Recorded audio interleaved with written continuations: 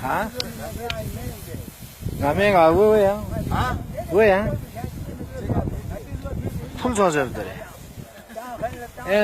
또 그거 다 보자 봐 저는 한 제가 하면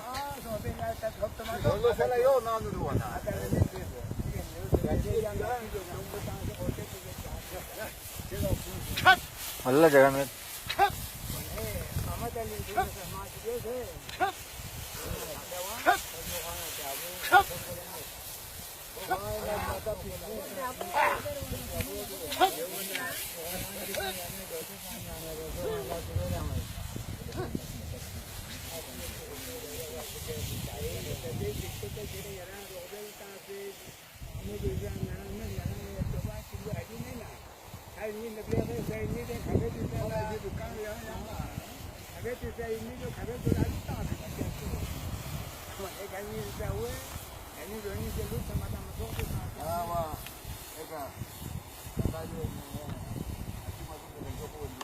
나가 저래 만나서 오늘